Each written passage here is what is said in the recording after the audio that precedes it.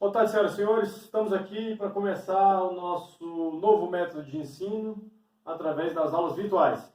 Eu fico muito feliz com esse método, não tenho muitos recursos, estou gravando diretamente do celular com um quadro que eu instalei no meu quarto.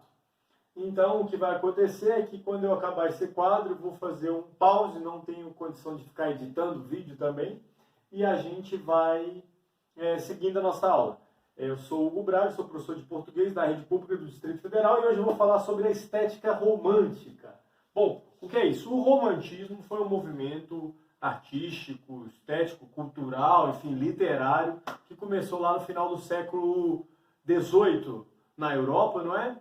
E vai se destacar no Brasil a partir do século XIX, com três grandes gerações que nós vamos estudar a seguir. Mas antes disso, a gente vai falar sobre as características gerais desse movimento nessa pequena aula de hoje. Bom, qual é o contexto histórico em que aconteceu o romantismo, em que se consolida a estética romântica? O contexto histórico é da formação dos Estados Unidos enquanto país, não é? A partir da independência da Inglaterra, em 1787, as colônias americanas resolvem redigir, então, a sua primeira Constituição. Essa Constituição é importante para nós porque ela inaugura a tripartição dos poderes, legislativo, executivo e judiciário, né? Agora dividem competências e se controlam mutuamente, né? À medida que vão exercendo esse poder. Um outro acontecimento histórico muito importante para nós é a Revolução Francesa. É aqui que vai nascer para o mundo, né? Em termos de declaração, a figura do cidadão. Antes eu era um súdito que obedecia às ordens de um rei, né? Agora eu sou um cidadão de uma pátria. Quem está acima de mim é uma lei, né? E não um governante que determina tudo aquilo que vai ser feito na minha vida. Bom, a Revolução Industrial é outro marco significativo desse período. Ela vai começar no século XVIII, mas vai se desenvolver mais claramente no século XIX, a partir do Reino Unido, né? A Inglaterra, com a criação da máquina a vapor, do tear, enfim, dos outros instrumentos que vão facilitar, possibilitar o desenvolvimento da indústria, né? Não mais agora os artesãos, manufatores, aqueles que desenvolvem as habilidades, que vão controlar, né, a produção e a venda de produtos, mas as grandes indústrias, o acúmulo do capital, né, e o progresso tecnológico vão transformar radicalmente toda a sociedade europeia e o mundo por consequência. Bom, então, para a gente falar do que é o romantismo, a gente tem que falar um pouco a respeito das características que vão se contrapor ao que veio antes dele, né, o neoclassicismo, o renascimento, era assim chamado por alguns. O século XVIII ficou conhecido como o século das luzes, por causa da grande produção dos nossos filósofos, né? Dos filósofos de então, em especial os franceses, né? Bom, quais são as características que vão se contrapor nesse momento aqui em que está surgindo o indivíduo, não é? A força dos sentimentos em contraposição aos padrões clássicos. Na antiguidade, o que era visto como belo era aquele capaz de imitar fielmente, né, os ensinamentos dos mestres. É o que a gente chama de mimesis. Não é a cópia barata, não é a cópia das técnicas que vão construir uma forma de arte aí para esses padrões vista como mais superior, enfim, vista como superior, vista como mais bela, vista como mais atrativa, né? Então, vai predominar a razão e a objetividade. Ao contrário desse movimento anterior, né, que ciclicamente se alterna quando a gente estuda as artes, a gente tem a força dos sentimentos. Então, o romantismo, o que vai predominar? A emoção, a originalidade e o chamado subjetivismo. Subjetivo é aquilo que nasce a partir das minhas concepções pessoais, não é? Não é aquilo que está ali, vamos dizer assim, embasado em questões objetivas. Então, para os autores, né, para os pintores, para todos os artistas que produziram durante o período conhecido como romantismo, é interessante destacar que o indivíduo é um ser complexo, né? E essa complexidade emocional deve ser explorada na obra de arte. A figura do herói vai ser um outro ponto que vai surgir nesse momento aqui de grande destaque.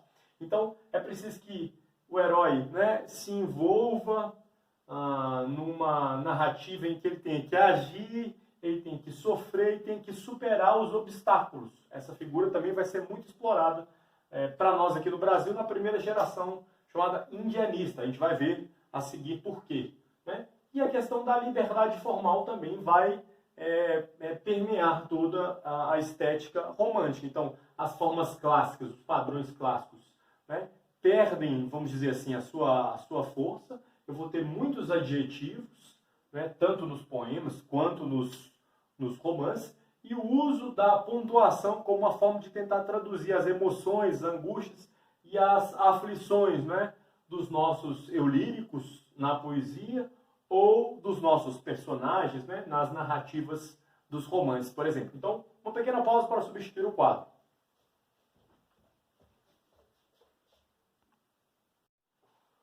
Bom, continuando então falando aqui a respeito de algumas outras características que vão, né, dominar, permear aqui a nossa chamada estética romântica, eu começo perguntando para vocês o que eu não disse anteriormente. O que é estética? Estética é o ramo da filosofia que se preocupa em dizer aquilo que é belo, né? A estética é aquilo que eu consigo perceber como belo através dos meus sentidos, na concepção original lá dos gregos. Então, nesse mundo em transformação, né, ao longo do século XVIII, a sociedade se desenvolveu de uma forma mais racional, mais coletivista. E aí, com a ascensão da burguesia e a deposição dos valores dos nobres, a gente começa a ver outros valores, né? outras realizações estéticas acontecerem dentro desse período conhecido como romantismo. Então, vamos falar a respeito de algumas questões aqui estruturais e destacar mais algumas das características que a gente pode falar sobre esse movimento. Bom, então aqui a gente vai ver o surgimento, né, do escritor profissional. Como assim, professor? Os escritores existem já há muito tempo, desde a antiguidade, sim. Mas, na sua maioria, esses escritores eram patrocinados, né, pelos chamados mecenas. Então, o pessoal da nobreza ou do clero, né, que eram as pessoas que tinham acesso à educação, eram aqueles que patrocinavam os artistas, né, os pintores, os escultores e também os escritores. Aqui agora, qualquer do povo que se lance, né, a atividade da escrita, ele pode se tornar um escritor profissional, desde que ele obtenha alguma forma de sucesso. Então, o papel do escritor aqui é tanto educar a população segundo os valores burgueses de então, e, ao mesmo tempo, entreter essa população, né? Não havia os meios de comunicação como a gente conhece hoje, então era muito comum que as famílias se reunissem, por exemplo, para ouvir as histórias que eram publicadas agora num formato inovador, chamados folhetins. Então, nos jornais ou nas revistas de então, né, a arte passa a estar ao alcance das pessoas comuns, né? Não de todos, porque nós sabemos que o letramento, né, a possibilidade das pessoas acessarem a educação não era assim tão grande, né? Mas essas pessoas agora não necessariamente nobres, os burgueses, vão poder ler essas histórias aí criadas por esses novos escritores profissionais. Então, pensando nisso, esses escritores vão desenhar histórias que tenham, vamos dizer assim, uma linguagem mais direta, uma linguagem, né, mais apaixonada. O gosto pelo dramático, o gosto pela aventura vai se reproduzir na tentativa de alcançar esse público leitor que é bastante heterogêneo, né? Não é mais só a nobreza, não é mais só o clero, a sociedade como um todo. Bom, como isso vai se refletir nas características do movimento romântico, né? A fuga do presente e da realidade, ela vai estar ali relacionada a todo esse momento, principalmente no início, né? A gente vai ver a figura do artista desajustado. O artista romântico é aquele que não consegue lidar bem com desculpa, consultando aqui, é aquele que não consegue lidar bem com todos os processos né, racionais e tal, coletivos que estão colocados ali para ele. Então, ele vai confrontar esses processos, dando vazão aí a sua, colocando para fora, né, a sua vontade de ser um artista original. Uma figura que vai aparecer muito no romantismo é a figura da morte, né? A morte vai ser idealizada na medida em que ela vai servir como um alívio diante, né, do tédio ou dos problemas do mundo que o artista encontra, ou também como um local de encontro dos amantes, né? Se o amor entre um amado e uma amada, enfim, entre dois amados não consegue se realizar na vida terrena, é no plano espiritual, né, que essa morte vai possibilitar a união desses amados, desses amores. O mundo dos sonhos também, como é um mundo de realização daquilo que não pode se dar, né, no plano terreno aqui, ele também vai fazer muito parte dos poemas e dos romances desse período. Uma outra marca que, de certa forma, está conectada é a idealização do passado e o ideal nacionalista. Então, começa a surgir aqui a figura do Estado-nação. Antes, então, você tinha reinos, não é?